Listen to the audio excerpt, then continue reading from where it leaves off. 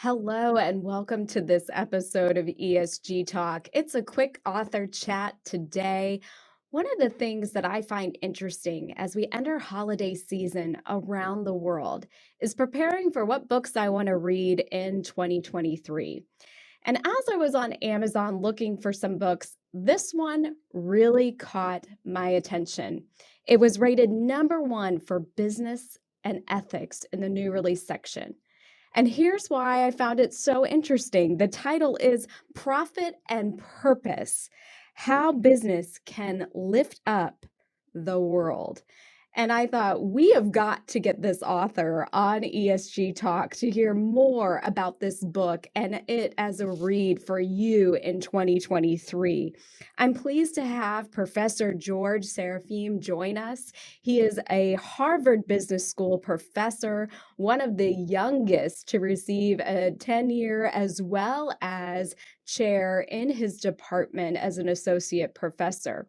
And his research has been published all over the world as he tackles this idea of profit and purpose coming together. Professor George Serafeim, welcome to the show. Mandi, thank you so much for having me with you. Such a pleasure. We just caught you running across campus and doing this show really quick. So we'll dive in right away for our listeners.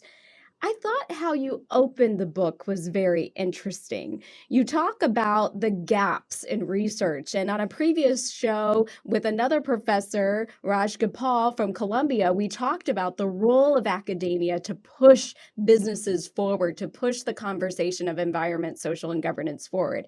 But here's what was fascinating to me. You focused in that profit and purpose are really all about people, and people across all spectrums, entrepreneurs to middle managers to executives. Tell our audience more about why people.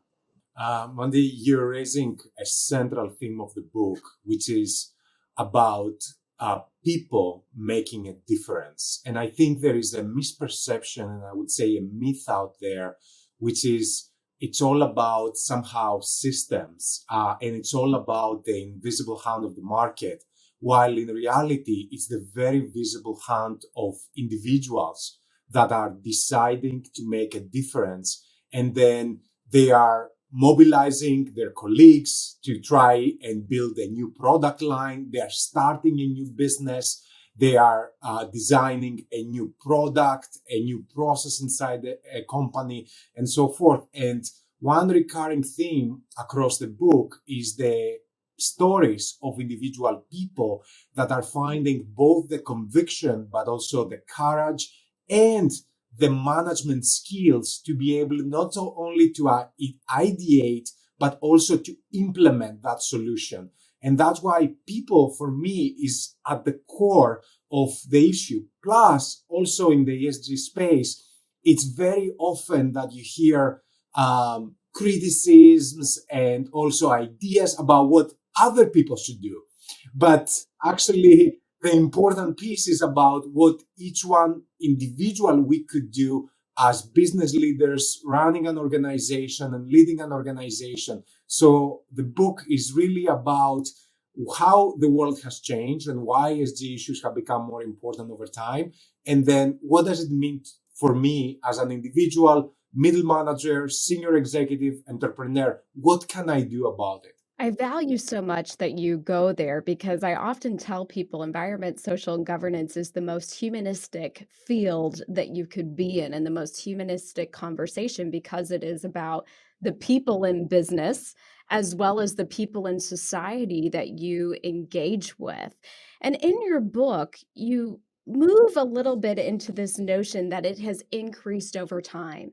As I've spent time with colleagues around the world, the pace of change, the speed of change, the demand to meet stakeholder engagement is growing at such a rapid pace that often myself and others feel like we can't keep up. What is your perspective on this pace and this speed? What's happened? Why is this coming to be? First of all, one major driver has been transparency in my mind. The world has become a much more transparent place, largely because of technology.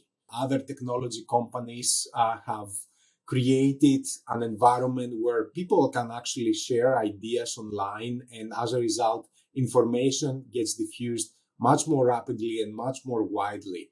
But also, technology has allowed us to create more choice both in product markets, in the types of products that we're consuming, but also in the types of employers that we're seeking from a talent flow perspective. So if you go back in time, for example, you would find that it was actually really hard to find jobs in other cities and in other locations, while because of LinkedIn and Indeed and some of those platforms, the choice of employment has expanded quite significantly for a lot of people. And the same thing for product markets.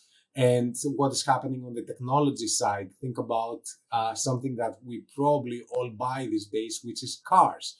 And the fact that now we have the option, for example, of getting a hybrid on an electric vehicle and so forth. And it's not only about internal combustion engine vehicles.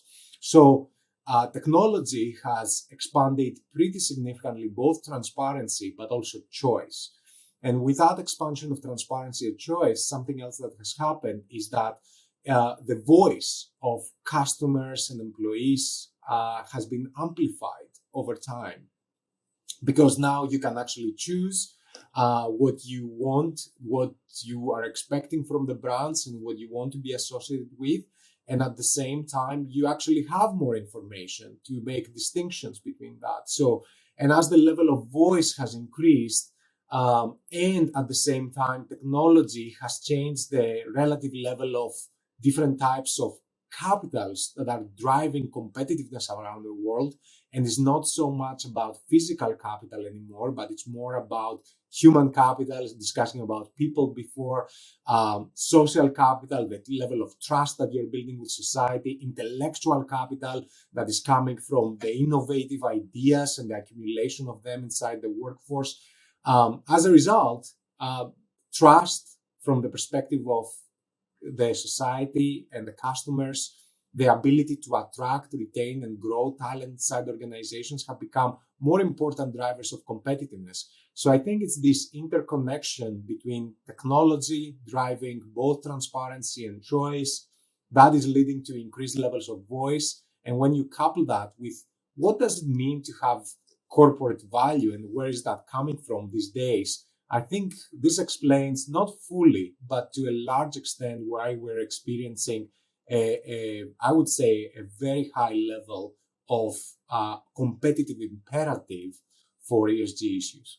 How fascinating to think about this notion of businesses taking on a humanistic form and a humanistic tone as a result of transparency and technology growth. It reminds me of a time when I taught a class around urban poverty, and you looked at the elevation and growth of an individual from these different capital lenses: educational capital, linguistic capital. And now we're seeing this movement towards, like you said, the humanistic side of capital being applied to businesses. As we move from this notion of transparency and technology in the theoretical lens and the factual lens, let's dive into the practical lens. All of our listeners tune in because we're a real talk show that dives into just practical advice to move you forward. So tell us, what is one step our listeners can take to drive profit and purpose forward? I think one of the most significant ones is really thinking about ESG from the perspective of integration inside the business strategy and the operations of the firms. And as a result, what that requires is actually decentralization and engagement of all employees and the workforce.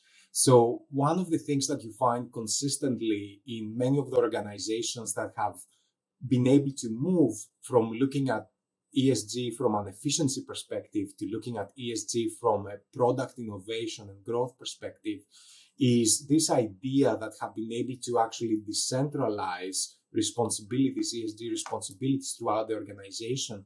And they have been able to tap into the energy, the local information that exists in different business units, in different functions throughout the organization. And how this happens, you really have to go out and go to the different business unit heads, go to the different functions and ask the question, what is the problem that you're having? How can I help you?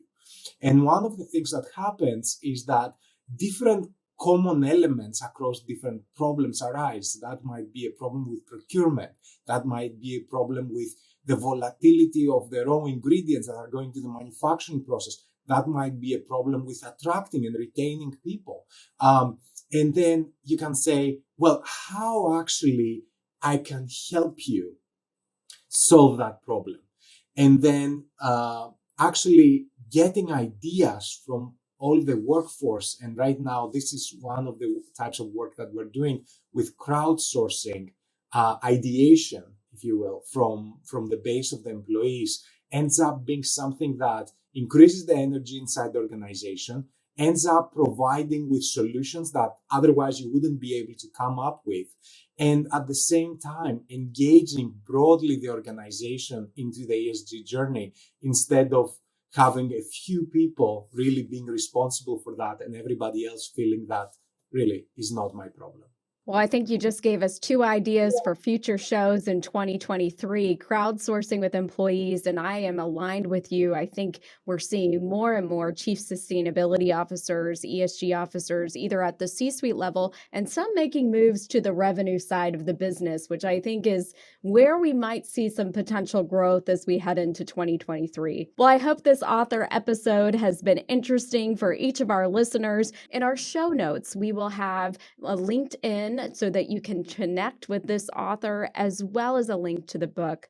Next chat coming up, we're going to talk about this notion of small and mid-size, as well as social entrepreneurs, companies, how they work together on the spectrum to move environment, social, and governance forward. Thanks so much. We'll talk soon.